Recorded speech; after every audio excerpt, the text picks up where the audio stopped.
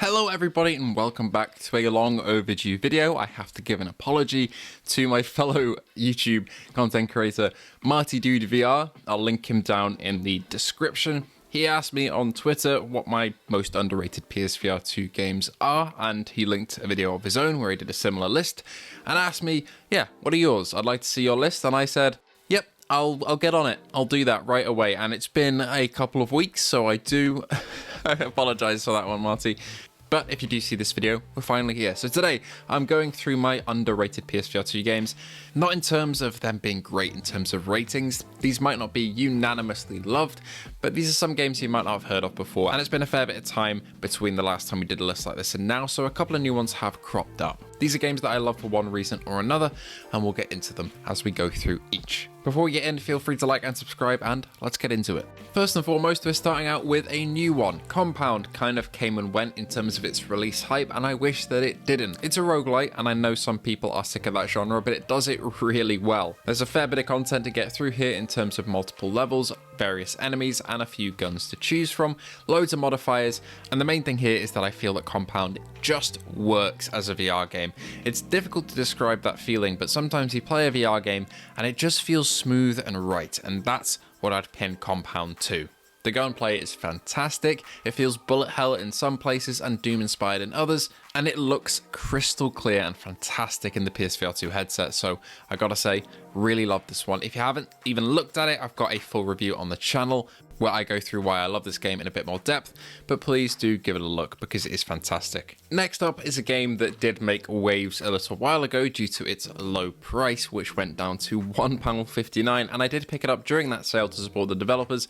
It is Stilt. Even though it did get a bit of a push when that happened, people don't talk about it enough because although it looks simple on the surface, Stilt actually uses its physics-based movement and hilarious movement to its advantage to create some really difficult levels, throwing a load of different enemies at you and feeling a bit like Mario but for PSVR2 as you bounce yourself around, jump on enemies and solve those Mario style puzzles. It runs flawlessly on the headset, feels incredibly polished, and I've got to hold my hands up and say that I completely overlooked it at launch, but I picked it back up during that sale and absolutely loved it since. And if you picked it up during the sale but haven't played it yet, please, I implore you to do so. It was great seeing it climb the charts in the PSVR2 sales rankings, but I still feel like people didn't talk about it nearly enough, so it's here.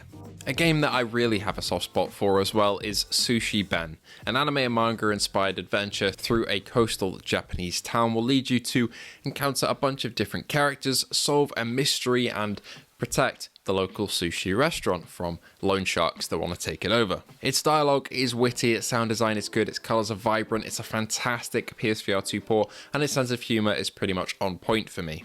I will plug Sushi Ben at every single chance that I get because I just found it so endearing, and the developer as well is very active on social platforms and it's just genuinely a really nice person from what I can tell. That aside, the game itself is just such a wonderful and warm experience. I really loved it. I was glowing about it in my review and I'm going to be glowing about it here again because Sushi Ben is not talked about enough. The photography game Umurangi Generation has also made its way onto this list because I really enjoyed this as somebody who loves photography and videography myself. Having a VR game where you explore a dystopian Japan, taking photos of people, objects and animals, getting different lenses and exploring this world in virtual reality sounded like a match made in heaven for me, which it turned out to be.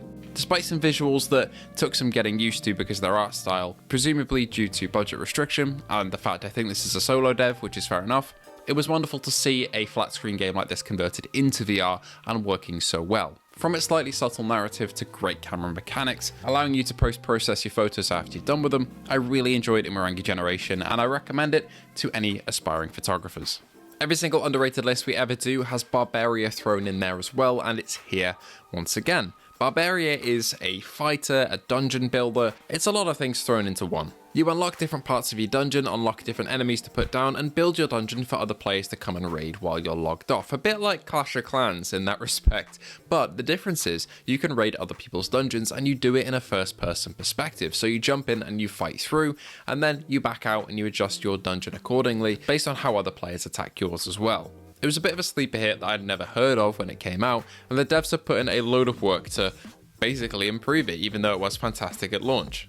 On top of the normal mode, they added a roguelite mode, adding a whole new layer of replayability, and considering this game came from roots that I never really heard of, it blew me away in terms of creativity, and I absolutely loved my time with it, so check out Barbaria. I've got to throw in Cyube here as well, an absolutely beautiful PSVR2 game that did make a bit of an impact on launch. Its file size is massive and its views are even massiver, for lack of a better term, throwing you into a Minecraft-like world, but this is more focused on the creative side of things. While you'll mine resources and build like you do in survival, there's no health or enemies here, and the game is constantly being improved, leaving you with a sandbox to build whatever your heart desires. With some nice music, some beautiful vistas, especially at nighttime, I find myself returning to Cyube to explore its vast landscapes with even faster draw distances whenever I need to relax. Speaking of relaxation, Little Cities Bigger definitely fits that bill. Not in the same way that Cyube or Kayak VR Mirage do, but it's a city builder that doesn't really challenge you too much, and some people may hate that, but I quite like designing a city without the pressure of having too many variables to worry about. It's very detailed, it uses the PSVR2 features very well, like the headset rumble when a plane flies by your island, and allows you to design a city with the management features that you'd expect, but it just feels like a very relaxed version of a game like City Skylines. As I said at the start, all these games won't be for everybody because some people love a more technically challenging city builder, and Little Cities Bigger isn't really that, but it is fairly in-depth, with a lot of different mechanics to explore and a lot of freedom for the player to design their city how they want to, with many islands to conquer and settlements to be made. I really enjoyed my time with it, and I still revisit it to this day to keep on expanding my cities. Garden of the Sea also fits that bill, but this is a game that feels like Animal Crossing in VR to a certain extent. You manage an island, interacting with its animals and different characters, building up your home and exploring on your little boat. A really wonderful VR game that came out when the PSVR 2 did, and it was one of the first review codes that I ever got. I have very fond memories of traversing around Garden of the Sea, seeing what I could find in what felt like a more sanitized version of Dredge, the flat screen game. It's a family-friendly adventure, but one that feels suited to all ages and not just kids. It has some great creature design, sound design, and music, and is a really relaxing PSVR 2 game that I feel like needs a bit more love. And for my final pick, let's shift the tone a little bit over to something more violent. This is Vampire the Masquerade Justice, a game that really reminds me of Saints and Sinners in terms of its story structure and art style, but it gives you the role of a vampire as you try and uncover a mystery, meet a bunch of characters, upgrade your perks and skills, and stealth your way through, or don't stealth your way through, a load of enemy encounters. With its 5 to 7 hour story, I feel it gives quite a good runtime for people who want to jump in to a linear narrative PSVR 2 game.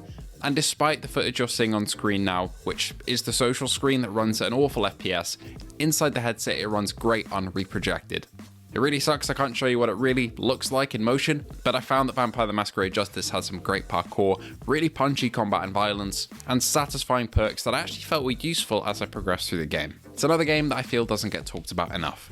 Anyway, thank you all for watching. I hope you learned something new about some games on PSVR 2 that maybe you'd overlooked before. If not, I hope you enjoyed nonetheless. Thank you to our patrons and YouTube members: Luke Bentley, Phil Irving, Hazit Mercer, Ace Gamer, Hippie Pickle, Jin007, A License to Chill, Sun, WTF, Fat Controllers, Jason Parker, Lamar Hall, Jordy Bansma, Lemon64K, Callum Tierney, Mischievous Marco, The Underground Game Cat, Brian East, Alajimbe D2Y, Underground Stranger Game Cat, The Game Cat, Andrew Ehrenreich, Mark Smith, X King X Ping, Joseph Ash, The Legacy of Kane Cat, Hooked Worm, The Who's Game Cat, Outcast VR, Prophecy 777, Test Rate Review, Salvador, Wade, FNCS Kieran, and Sean Krim. Thank you all for watching, and I hope to see you all in the next one.